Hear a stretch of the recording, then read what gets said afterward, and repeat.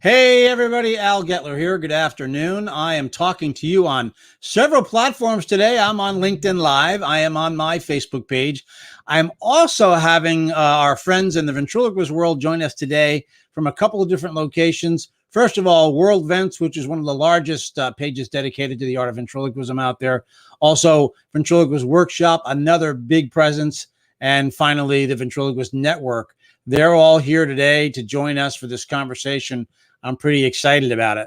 We have a guest today. His name is Dale Brown. Dale is an old friend of mine. I'm going to tell you more about him in just a few minutes. From the LinkedIn perspective, for those of you joining us from LinkedIn, Dale is a retired PR executive, a long career. He owned his own firm in Wisconsin, and now he'll talk about that, give us some insight as to what his career was. So we'll get the professional side of Dale as well. He has since retired from that firm. We'll learn more about that. Dale is a former race car driver. I'm serious, race car driver. And he's got the same disease that I have. He has, I should say. He is also a ventriloquist. Let me show you what I'm talking about. Here's a picture of Dale and I from way back. We'll have to figure that out together when we're on here in an interview. But Dale and I have been friends for a very, very long time. So I'm really excited that he's here. While I am kind of get things primed up here for where we're going to head with our interview today, I do want to remind folks that I'm always looking for guests to join us. So if you're interested in being a guest on my show, go ahead and email me at al@algetler.com. And I will be happy to hear about what you're doing as far as your career goes, things like that. But go ahead and email me, al@algetler.com, and tell me what you want to be interviewed about and what your ideas are. And I'd love to have you. So with that, I think I've talked enough. It's about that time. Why don't we do this? Let's start the countdown.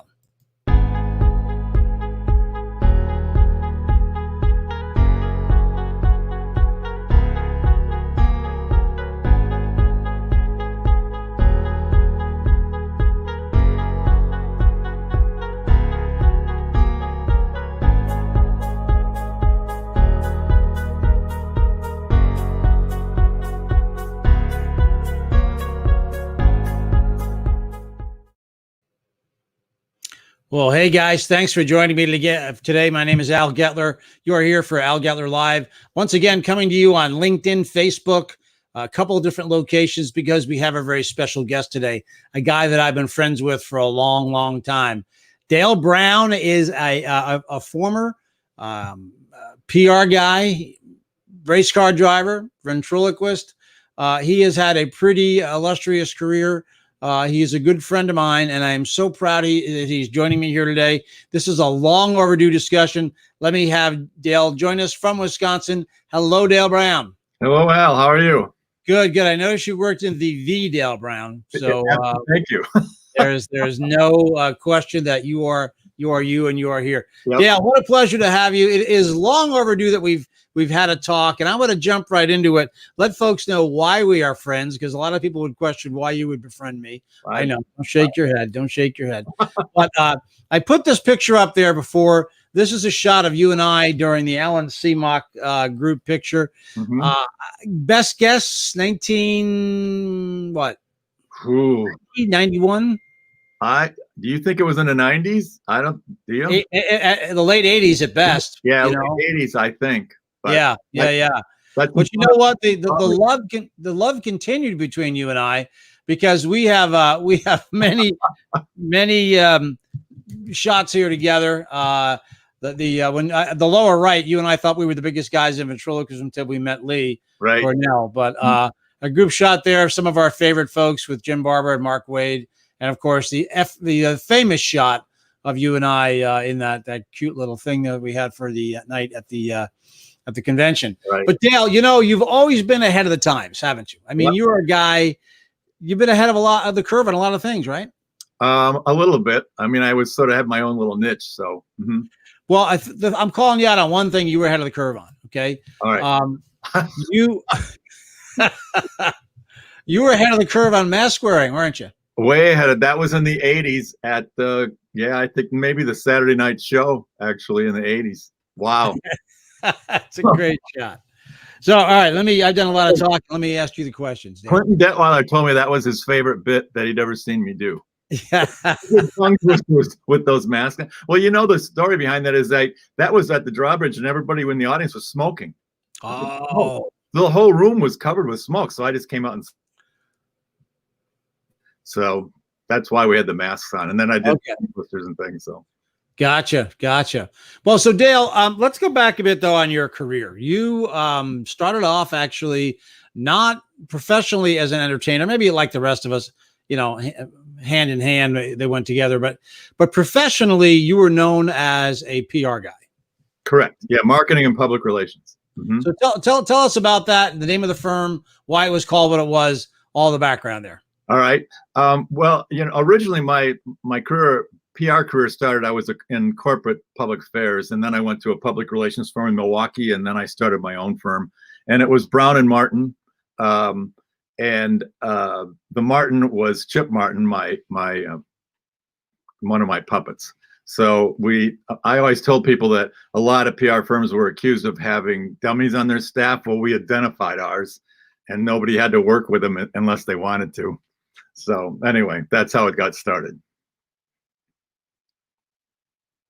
Oop, can't hear you.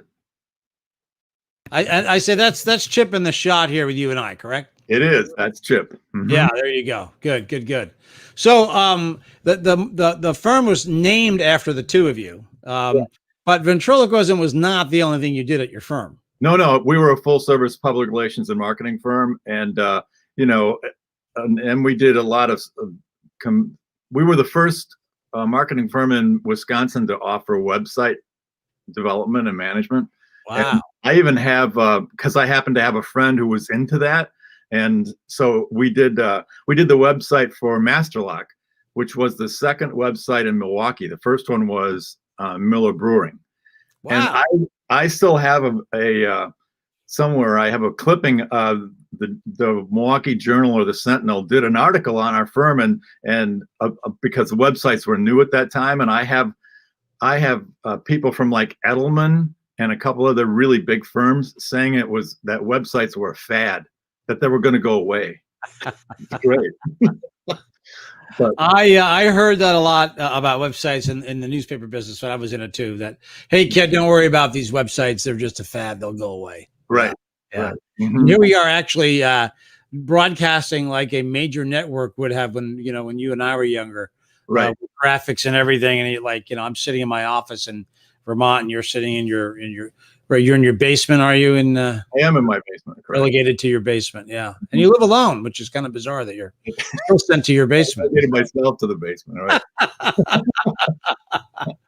Well, good. Hey, we're getting some folks commenting, and folks, when you do comment, do me a favor. Go ahead and agree to the terms of letting StreamYard identify who you are. Otherwise, we don't know who you are because StreamYard can't see who you are. You haven't given Facebook permission to identify you. So go ahead and do that, and I'll post because you do have some comments here, but unfortunately, we don't know who they are. So we need folks to go ahead and do that and tell us who they are. So Dale, going through the history of your firm, you had a legitimate firm business, and obviously, let's talk for a second about, you mentioned websites, but what has changed in the PR and marketing game since then? Right. I'm actually rather happy that I retired when I did, because the entire scope of marketing and public relations has changed with social media. When I got out, social media was just becoming a thing, and it has totally changed the whole scene of public relations and marketing. And I think it's much more difficult now. It's harder to handle, harder to measure. So I got out at the right time. Yeah, for sure. And also, I mentioned in the introduction, race car driver. Let's throw that. Throw another layer of who Dale Brown is into all this. I was serious. You indeed were racing, and what kind of cars were you racing? What's the story behind that? Well, I raced a number of different kinds of cars. I raced for about 16 years, I think. I was in SCCA racing. So my mother always said, "How much money do you get when you win?" And I went, "You sort of get this little trophy here." But sounds like a mom kind of question, right? Absolutely. Yeah. But I started out in open wheel racing, but it became apparent to me very quickly that open wheel racing is, there are young kids in that don't think they can die. So I decided I wanted to race cars that had at least fenders on them. So I raced cars that had open cockpits, but had fenders. Spec racers and for all the cars were equal, so it was all driver. Yep, that was Yep. Well, good deal. It's a good deal. So when you're racing, you're running the agency, and you've got a young family, I think, starting at some point, and you're putting ventriloquism in as a layer of all this. It's a pretty incredible thing. And those of us like the guy on the screen here, Jim Barber, hi, Jim, who kind of have done it all. We know what a balance that is to life. What I love about your story, Dale, is you are the one that learned how to mash it and taught the rest of us how to bring it all together. I remember being a young ventriloquist and reading news events and seeing your books and teaching us how to be banquet performers and looking beyond the kids' birthday parties, things like that. Right. But you taught us something very important. You taught us the art of being a industrial, commercial corporate ventriloquist. You've really put the lid on what that was in a tight container and taught us all how to that this was a legitimate thing about the ventriloquism business and show business. So tell us a bit about that. About 15% of our agency's work actually became tied to puppets, using humor and puppets as serious corporate communications tools in the corporate setting. And that 15%, even though that's not a huge chunk of business, it's the chunk that got us a lot of nationwide publicity. So our firm was put on the map regularly by, articles in the Wall Street Journal and the Washington Times and the Chicago Tribune. Big publications, Nation's Business. They all did articles on us because we were using puppets in the corporate boardroom, and it was highly unusual but very effective. So, what's that one? Where did that one come from? I don't even remember. Oh, is that the Tribune? Okay. The biggest break we got was an article in the Wall Street Journal that the headline didn't do us any favors. I think it said, "Can you fire me and drink a glass of water at the same time?" Because it was not my favorite headline. But the article, it was during the 80s, during the recession, and companies had us come in because they were all having issues. Like they had salary freezes, and they had layoffs and such, and they would have us come in, and usually the puppet would come out of the audience.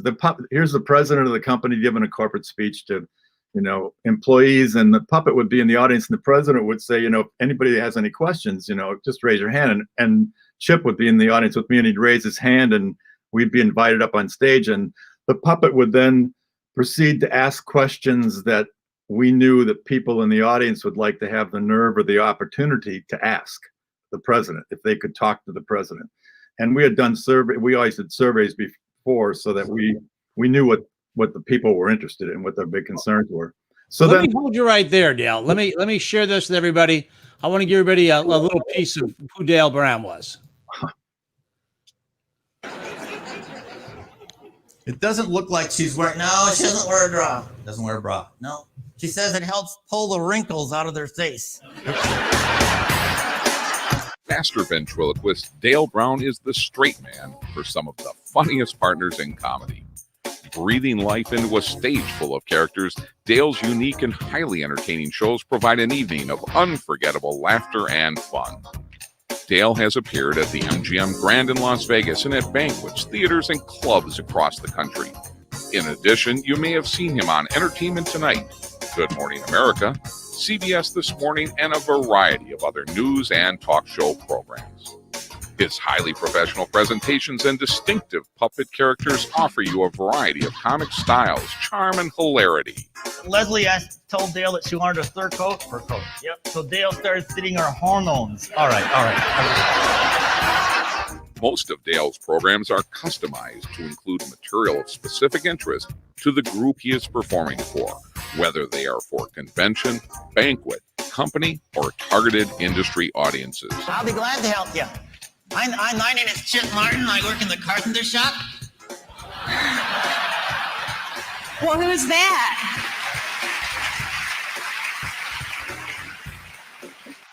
But I must look like a vice president because they let me sit in the front.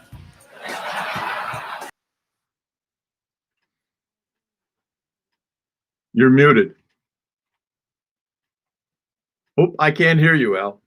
You're having some fun with the people there in the audience and the corporate audience, and that is kind of, that last clip is really what you taught all of us, that you could get up in front of a corporate audience, have some fun with the president of the company, right, executives, and in that case, do you remember what that show was? Yeah, I do. That and that was for SC Johnson, and they are that was their annual employee meeting. So in the gymnasium, there were probably about 2,000 people, and that it was at their health facility for their employees. And then they also had people that were in hotels around the country were getting a video feed. So so the puppet comes out of the audience again, and so we took shots at Mr. Johnson, who was alive then, and at all the vice president. The first 3 rows in that auditorium were vice presidents. So anyway, we could make fun of those. So everybody in the audience is now, they're on the puppet side, right? Because we're saying things that they wish they could say, and we get lots of laughs. And then after you get that out of the way, then you start I was asking questions of the lady who was up there was the head of the employee association. That was my question. Yeah. Okay, good. So we could ask her questions that we knew the people in the audience had about the upcoming year, about last year, about, employee issues and such. And the puppet would ask the questions. And so they're already rooting for the puppet. That's great. And then, so he can not understand things in the beginning. And then as he understands them and repeats what she says, you mean, and then he repeats it. So they hear it twice, sometimes 3 times.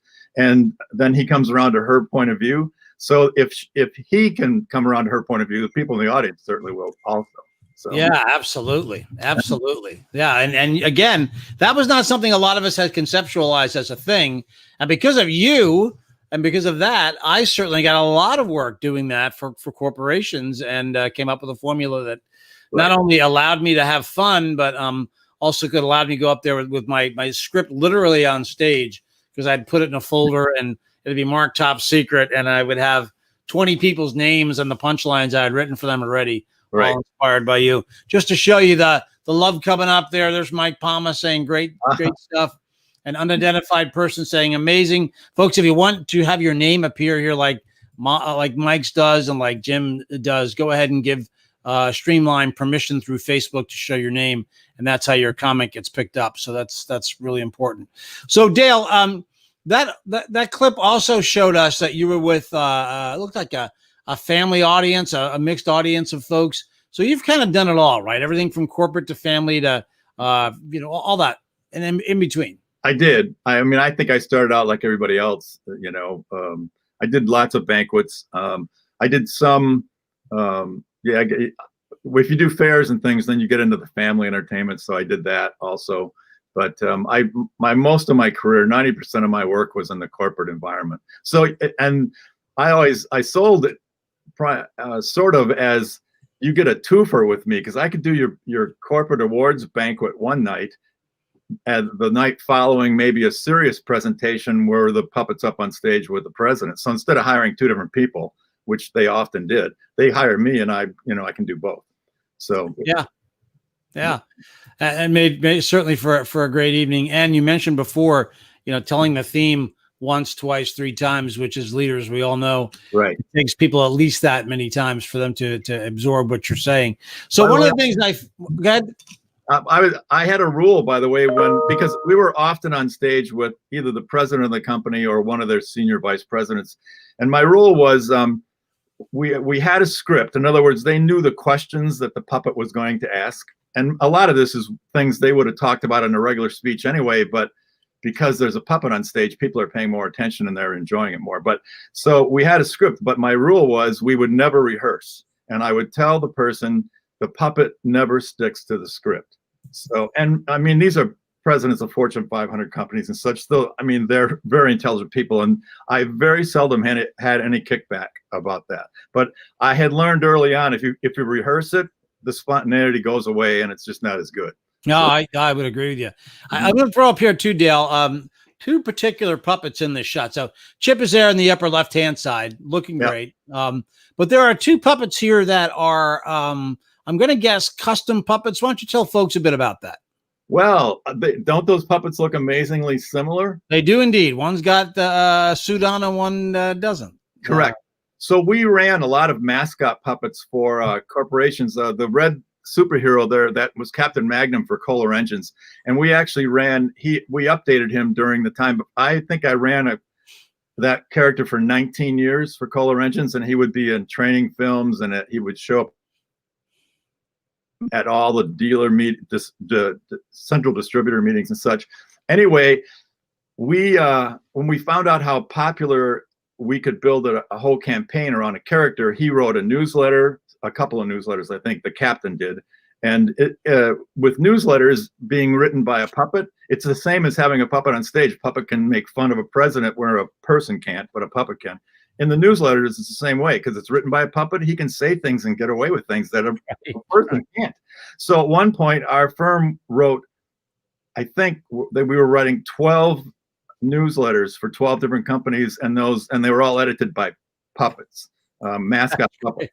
So right, but I learned early on that Verna made my characters, and I had a very few characters. We would just recostume the characters and use them as different characters. So Verna was the one that was helping me out on that. But corporations thought their character was unique. When one day he was Seymour Sales for an insurance company, next day he was Captain Magnum. So. And Dale dropped the name Verna for some of you who are joining us. It might not even be familiar with ventriloquism. There are people that make our puppets for us. Some of them are hardwood puppets. Some of them are soft puppets. So if I can just put that shot back up there again. So Chip on the upper left-hand side is a hard figure, a wooden dummy made by a guy named Alan Seamock, who also made one of my characters. But then the guy in the superhero costume and in the suit, that's a soft puppet made by a woman named Verna Findley. And Verna would make puppets for a lot of folks. I'm going to say, Dale, you'll probably agree with me, one of her most famous puppets of all time is a little purple guy. Absolutely. This a lot. Yep. And it's Peanut from Jeff Dunham. So Verna made a number of puppets for a number of us. I think she was the premier soft puppet maker in the world at one time, don't you think? Yeah. Sure. Yeah, I think she was, and then she passed her craft on to Marianne Taylor, and other folks have picked up and absorbed. And now it's amazing what is being made now. Oh yeah, it is kind of incredible. It really is. It's when you think that we had the best that we could have, and now you see the stuff that's coming out. It's really just incredible. We have to hand out a late slip to somebody here, Dale, who is indeed late here for our conversation. The curator of the Event Haven Museum, Lisa Sweezy. I'm sorry I'm late. What have I missed? Lisa. Puppet show. Wait a minute. Let me give you the full screen here so you can do your whole act. What have you resorted to? I don't think that it doesn't work anymore. It's like the real thing. It doesn't work. All right. So that brings us to you and I. Okay. People on Facebook, if they didn't know us better, would think, my God, these guys really hate each other. And the truth, nothing can be further from the truth. You're one of my dearest friends, but we sure have fun, don't we? We sure do. Yeah. Our social media feud is outstanding. It makes me laugh all the time. And right in the middle of it all is our dad, Jay Johnson. Right. It reminds us both to be nice. Right. Even during the virtual tour of Event Haven the other day, somebody who made the comment? Oh, I made the comment because there was a visitor standing in there, and I said Al Getler dated her. and you immediately, she didn't have a thumb, the person, and you went, thought it was something about hitchhiking. You met her hitchhiking. So I'm sure a lot of the humor goes right past people that read the comments, but Well, if you recall too, I thanked Brian for doing the virtual video. Then I thanked you for keeping your comments to a minimum. And that's where Dale spanked me and said, "Be nice." So Mhm. yeah. So Dale, you have really, speaking of Vent Haven Museum, you have been a very, very important part of that institution over the years. You and your wonderful wife Leslie, who left us. I mean, is it almost 2 years now, Dale? Yeah. Both giant supporters, and but you have made such a giant difference at Vent Haven, a board of advisor member, new museum building being built right now. And we saw the other night on the virtual tour, you have donated the entry space into the museum, and it's named after you and Leslie. So thank you very, very much for that. But you also just played this important role in the art of ventriloquism. And I don't think, folks, I'm going to grab the screen myself for a second. I'm holding in my hand a newsletter that those of us in ventriloquism, we got excited in front of the mailbox several times a month. But when News Events showed up, boy, that was a big deal. News Events was a publication that had articles for ventriloquists, by ventriloquists, and I just want to show you in this edition, if you can see it right where my fingers are. There's an article by Dale Brown.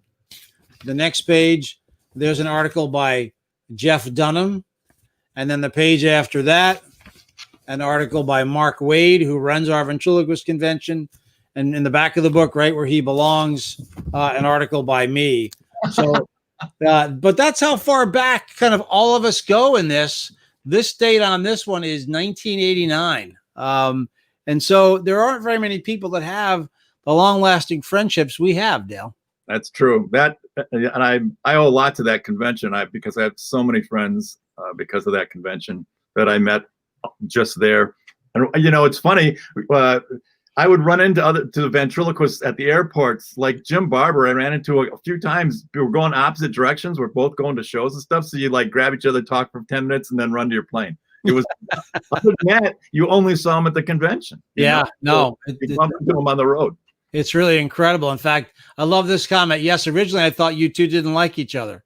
So I wish I knew who that was. You've got to give the StreamYard permission to go ahead and show your name. But yeah, that's kind of funny. Well, Dale, your importance in ventriloquism and in your work as a public relations guy really played heavily. You and I both would be, in some ways, the official PR people for news crews and such that were coming to the convention over the years. Right. You far more than I was. But here's a shot that I just love to see. For folks that don't know who that is with Dale in that shot, that is Candace Bergen. She's starring in a number of movies. In fact, these past couple of years, it's funny how, in the latter part of her life, she's landing some pretty decent movie roles. Candace Bergen is the daughter of famous ventriloquist Edgar Bergen, who is the ventriloquist behind Charlie McCarthy and Mortimer Snerd. I'm amazed still today, Dale, how many kids know who Charlie McCarthy is. I am too. Yeah. She, by the way, Candace Bergen was a delight to talk to. What was that, 60 minutes? I don't remember. Was that 60 minutes she was there for? Anyway, the best part of that interview wasn't an interview. She and I just sat down and talked because I had questions about her dad and such. And she was so polite, just nice. And she had been in Murphy Brown, which Leslie really liked Murphy Brown. And she'd also been in that Beauty Queen movie. With Miss Congeniality. Yeah, Miss Congeniality, which my daughter was, had fallen in love with. So I said, there are 3 people in our family, and they, everybody recognizes you for something different. And it was because she was Bergen's dad that I had a lot of questions for her. She was just so nice. It was really a pleasure to talk to her. And I remember her best as a little girl from the famous Christmas appearance she made on the Edgar Bergen Charlie McCarthy show. Right. She says, "Down, Daddy, down." Yeah. Right.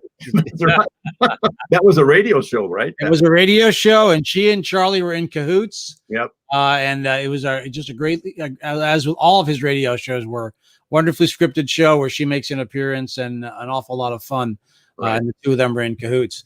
So, Dale, when you kind of look at all this, what do you see in your life that's just how do I put it? I mean, it's so unique. You know, when you kind of look back in the rearview mirror and you look at this life that you created for yourself, you know, what are your reflections on all of it? Well, it's very interesting. I was just in the right place at the right time, I think, Al. Kohler Company, I did a lot of work for Kohler Company for engine division, plumbing division, and I think even generator division. And I had a great relationship with them. And for engines, we worked with them for 19 years, doing a lot of training films. We did audio tapes. We did like Bergen radio shows, audio tapes where we would send out to distributors, and we could. The great thing about radio is everything's in your imagination. We could say we were under the factory in a tunnel and all this kind of stuff, and people loved the audio tapes. We were asked Leslie and I were asked to go back to Kohler Company 4 years ago because nobody in their current marketing and archival departments had ever heard of the puppet. So they asked us to come back and tell them all about it. So we spent about 4 hours in a meeting with 8 people around a table, and we had all, I have a big file of the stuff and earrings, all this paraphernalia that were tied to their mascot puppets that we used. And to a person sitting around that table, they said, "This is the greatest thing we've ever seen. We could never do that today." That's incredible. And the character that you showed, where is he at Venthaven now? Yes, Captain Magnum. The original one is at Venthaven, correct. So, I've mentioned Venthaven enough. It's probably about time I show the audience what we're talking about here. Venthaven is a museum dedicated to the art of ventriloquism, and you're looking at it here on your screen. This is their website. Dale and I both serve on the board of advisors of this museum. It is the only museum in the world that is dedicated to the art of ventriloquism. So going back to the page here for a second, if I can just kind of click really quickly and show you a bit about it. This museum was started by a textile executive outside of Cincinnati. It's in Fort Mitchell, Kentucky, right outside of Cincinnati. He started a small collection, has turned into a huge collection. There's a picture of Jeff Dunham there, holding Jocko, one of the most famous characters. Just an incredible place to visit. If you ever get the opportunity, reach out, look for Venthaven Museum. You can find them at venthaven.org, and you'll learn more about the museum. Lisa Sweezy is the curator. She would love to have you certainly join her at Venthaven. So, it is a pretty special place. And Dale, we are getting very close to breaking ground there. I think so. By the way, who's this Jeff Dunham you speak of? Well, I'll tell you what, we'll go ahead and give plugs while we're in a good mood, right? Yep. Jeff has a special coming up here. That is Friday on Comedy Central. So let me go ahead and draw attention to that. It's Jeff Dunham's completely unrehearsed last minute pandemic holiday special on November 27th, 8 o'clock. Check your local listings on Comedy Central. Jeff's going to be a guest of mine tomorrow in some of these spaces. So please tune in for that. Time not determined yet, but we're excited to have Jeff on the show as well. But Jeff has been very, very good for ventriloquism, very good for us. And, when Jeff started really kind of hitting it, how did that change ventriloquism for you, Dale? I know it changed it for me. First of all, I had to sell one of my puppets because I had a grumpy character that from a Nelson character, right? And so Jeff came out with Walter, and as I had to stop using my puppet because everybody thought I copied him when I had mine first. But I mean, he helped us. He helped all of us. I mean, we all owe a big debt of gratitude to Jeff for making ventriloquism popular again to the general public. Absolutely. Yeah. I don't normally share Dunham stories, but I got a good one. There's a picture over this shoulder. No, yep. This shoulder up in it's on vinyl, and it's of Jeff and me behind stage, I think, someplace. And anyway, he signed it, and it says, "To my best friend Dave," and he crosses out Dave, and then he puts Dale from all of us. So, right? So I had another one made, and I sent it to him, and I signed it, "To my best friend Jay," Jay, and put Jeff from all of us. So That's great. That's awesome. mhm. Well, just to show you how loved you are, Dale, here's a comment from Lisa Sweezy. So, and here's the truth about meeting you in the airport from Jim Barber. So, me at the airport to get that's really funny. yeah, I don't even absolutely. remember what airport that was, but I do remember we ran into each other. Yeah, no, it's funny how small the world can be that way. And by the way, Lisa Kurt straightened it out that Tom Pace was the one that originally thought we didn't know each other. Tom's kind of new on the scene, hasn't been able to get to a convention yet. Oh, So when you don't pick up the pace of our comedy together, right. you might think that we don't like each other. So Dale, going back on again on your career and all these things that I showed here, what is your favorite moment? I mean, you've had a moment here with this wonderful international now star. Her dad was an international star. You have done tons of commercial work, an accomplished PR executive. We've had so much fun at the convention over the years. You finally made a best friend. I knew that was probably your highlight, but looking back on all this, really, what is the highlight of this career that you've had?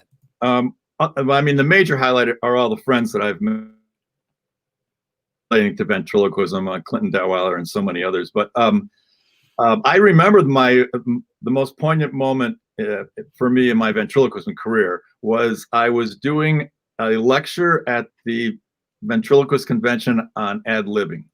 And it was in the big room, so it was pretty well packed. And during the lecture, people like you came in, and Jeff Dunham came in, and Mark Waid, and a bunch of other, Jimmy Nelson, all stood against the back wall and listened to most of the lecture. You were all late, probably out at the bar, but after the lecture, all of you came up to me, and Jeff was the first one. He shook my hand and said that was the best lecture of the convention, and everybody just complimented me, and I thought, wow, I think I'm actually a member of this club. And it was a big moment for me, because my peers and my friends, it's hard, you know how it is, it's hardest to do things in front of your friends. So Well, I mean, absolutely. And Dale, I mean, there's a reason why a lot of us survived for as long as we did, for the audience to see this. This is a book from Dale. This has a copyright of 2015. Is it not a compilation of a lot of the stuff you wrote over the years, though? Is that what this is? it's an update of everything, right? Mm-hmm. Yeah, I mean, and this has been an incredible resource for all of us, Dale. You basically taught us how to make money with this crazy idea of playing with dolls, and I am forever grateful for that. I mean, just it really important to me that you are a part of my life, and I learned this past year too with Bob that you even have friends who aren't into ventriloquism that are your friends. That's true. We fixed him, didn't we? We fixed him pretty quickly. Yeah. You did. The book that sold the most was the Banquet book. Yep. So many ventriloquists have written me and talked to me about that book. And I think you even mentioned that you put names down on a card or whatever during your act, and you actually read them off the card, right? Yeah. That's most people do. All right. So, that's part of my book, that the puppet can read the names. You don't need to memorize anything. Well, Right. that first clip you showed of me at the SC Johnson thing, when Chip came out of the audience, they had two mammoth screens on both sides of the auditorium, and I had my notes tacked to the back of Chip. So as we're going up to the stage, my little 3x5 card is 4 feet long on the back. As we're walking up there. Well, that's probably why I decided to go the file route, because I maybe heard that story. I don't know, but I think you and I are to the point now we forget more than we even give ourselves some credit for. But what's your favorite Banquet story? I've got to hear this, because we all have them. What's your favorite Banquet story? It's not a favorite, but I was backstage once in Chicago with a bunch of magicians. We were doing a show, and we were all giving our worst introduction examples, and I won with this one. I did a banquet for the Illinois beef producers, and so there were like 500 beef producers in the room, and the show was just north of Chicago somewhere, And my contract said you have to read my introduction, or there's a price gouge if they don't read the introduction. So the guy did not read my introduction. He introduced me. Now this is North Chicago. I'm from Milwaukee. He said, and now our entertainment, the only Packer fan in the room. And he walked off stage. So I walked up on stage to 500 people booing me. Yeah, that was excellent. Oh, that's great. 5 to 10 minutes to get him back, I'll have to tell you. Oh my gosh. But I do have one other introduction. This was when early on, I was a teacher for 6 years, and I was doing banquet work at that time. So I did a class reunion for somebody, and just before I went on at the class reunion, they did a memorial for all the people in the class who had died, and they lit a candle for everybody who had died, and there were people in the audience weeping, and the guy, then the MC just said, "Okay, and now here's our entertainment," and he walked off, and there were people crying. I didn't even know that I was a ventriloquist. I mean, it didn't matter. So, oh my God, that's hysterical. Hysterical. There are things you cannot make up. I mean, no. I always talk about the Pennsylvania Christmas Tree Growers Association, which, as you can imagine, Pennsylvania, it's a pretty big deal. Mm-hmm. They had their Christmas party in February for obvious reasons, Right. And I didn't notice it when I set up the room. I didn't notice it until I got on stage that every table had a giant Christmas tree as the centerpiece. Really? Which means that half the room couldn't see the show. Well, and that was the lucky half. Well, exactly. Yes, I knew you would say that. Right. But then I had to ask everybody to take their Christmas tree down from the table, and the lady that booked me was in charge of the centerpieces. So you can imagine how that conversation went after the show. It was always something. Of course, the other thing too was, and I didn't have this in my contract. You're smarter than me. You probably did. But, if the show is supposed to start at 9:00, the show is supposed to start at 9:00. Banquet shows inevitably never started on time. You know, 10:00 would roll around. You're still on stage. Right. You're watching people in the front row who are on their 19th drink, and you're going, oh, boy, this is great. Mm-hmm.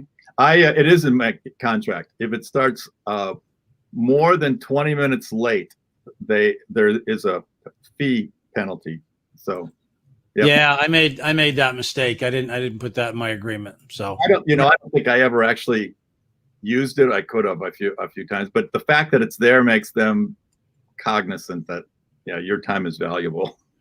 Well, I think for people who are watching that are either entertainers or not entertainers. Oftentimes in companies, their job is once a year to book a performer. Right.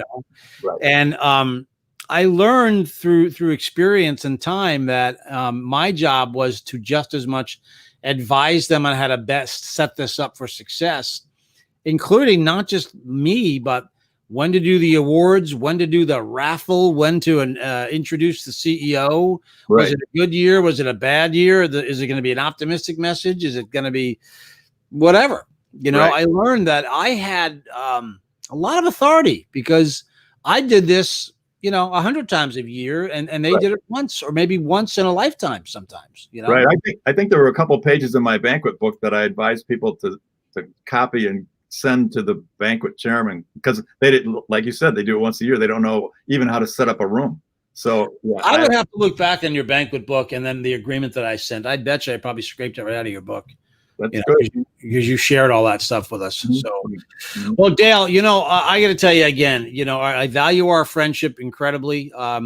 It's just a blast to get you on the phone and talk about things. I just can't even begin to say that you mean, begin to say how much you mean to all of us in the art of ventriloquism. And then this gift that you've given the museum that will really perpetuate your name, for people who come to the museum for many, many years to come. They'll all ask the same question: who the hell was that guy? And why is the capitalized as opposed to not? But you know that story, right? No, tell everybody, please. So I was doing I was going to a corporate banquet show, and Leslie and I decided to stop at the hotel first and just check in and then go right to the banquet. We weren't going to, unload anything. So I ran into the lobby, I checked in and I signed in, and I was walking out of the lobby and the lady called after me. She said, "Excuse me." And I turned around and she said, "Are you the Dale Brown?" And I said, "Well, it depends." Because at the time, Dale Brown was the coach of LSU basketball, and Dale Brown is a huge, successful author. And so I said, "It depends. Who's the Dale Brown?" And she said, "The guy with the puppets." And I went, I'm the Dale Brown. So I went out to the car and told Leslie that, and she rolled her eyes and goes, "Oh, well, we're never going to hear the end of this." And then she told that story at the convention the next year, and from then on, people called me the Dale Brown. So. You know what I'm laughing at the most, don't you? What? Leslie rolling her eyes. Yeah, exactly right. Yeah. Boy, if anybody could ground us, it was Leslie. Absolutely. So I'm thrilled to hear she's a part of that story. Well, the Dale Brown, it has been an absolute pleasure having you here today. I'm going to check the comments one more time here. Lisa says, "You let Al into your home, Dale." No, Lisa, it's technology. It's like the blinking light on your VCR. Similar technology. Just go by that. Hey, look who joined us here, Dale. Oh, hey. Hi, Brian. Yeah, my neighbor right down the road here in Vermont.